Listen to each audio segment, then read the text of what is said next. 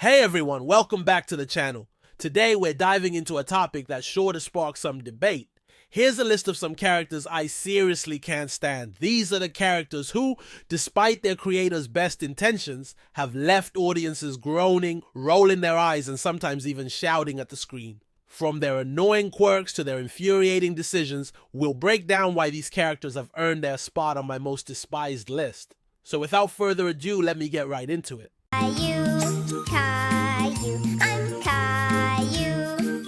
Oh my god, who the hell cares? Now, Caillou was probably one of the worst children's shows ever.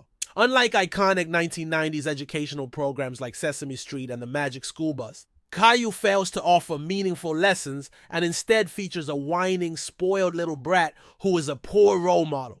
The show, which began as a book series before becoming a controversial cartoon, depicts Caillou as entitled and undisciplined, causing frustration among viewers. Episodes often revolve around Caillou's tantrums and inappropriate behavior, with parents who are seen as weak and ineffective. Notably, several episodes have been banned due to their problematic content, including those depicting Caillou's disregard for authority and poor behavior towards his sister and parents. This negative reception is compounded by online memes and backlash, making Caillou a standout example of how not to create a children's show. Ken and Barbie? Wait, are you trying to throw this? You used to be just sort of unlikable, but now I pretty much feel like punching you every time you open your mouth. Walking in my house! Walking in my business!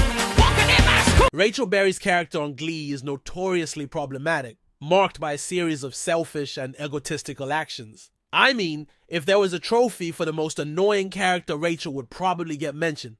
Her worst moments include cheating on Finn with his best friend Puck out of a misguided desire for revenge, attempting to date Blaine despite knowing her best friend Kurt had feelings for him, and ditching her Broadway show to audition for a TV pilot, disregarding the impact on her castmates. Rachel's behavior towards Finn's rejoining the football team, her horrendous treatment of Kurt in New York, and her slap of Santana out of jealousy reveal a lack of empathy and respect. Additionally, her complete disregard for Finn's dreams and her egotistical silent protest during Glee Club performances illustrate her inability to accept anything that doesn't revolve around her.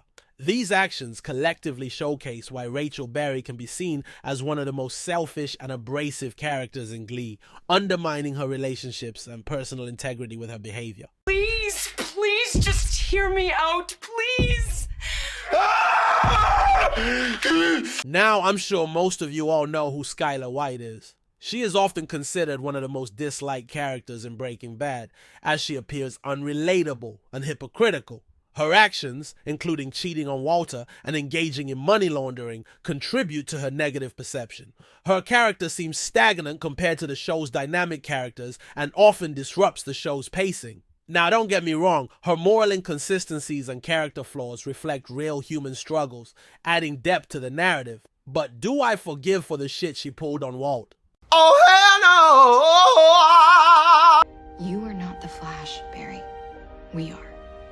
Boy, if you don't... By now, we all know that the CW Iris's character has been a major letdown. Initially, Iris's role was as Barry's love interest, and while that was odd, it worked. But after Season 3's dramatic events, Iris's transition to Team Flash's leader felt implausible and forced. Her lack of relevant qualifications and sudden prominence overshadowed more capable team members like Caitlin and Cisco, leading to a poorly developed character arc. Her leadership, often depicted as ineffective, highlights the broader issue with CW shows, cramming too many characters and subplots into a series, leading to disjointed storytelling and underdeveloped roles. Iris's forced elevation to a leadership position without proper development or justification has made her a frustrating and unconvincing character in Season 4.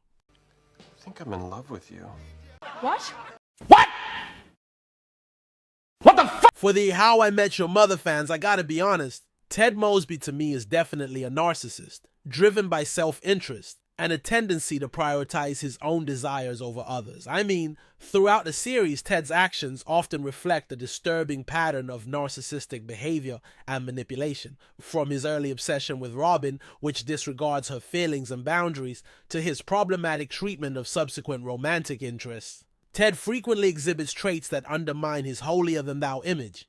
His actions include deceit, emotional manipulation, and a refusal to accept responsibility for the fallout of his behavior. Moreover, Ted's seemingly charming romantic gestures, like throwing elaborate parties or love-bombing his partners, often mask a deeper disregard for genuine emotional connection and consent. I mean, Barney, though reckless and morally questionable, occasionally displays acts of selflessness and genuine care for his friends, contrasting sharply with Ted's often self-serving behavior. Ultimately, Ted is delusional about his romantic life, seeing as how he cares mostly about himself in a lot of those situations. Has anyone noticed this is a very dysfunctional workplace? I think you're the one bringing the drama.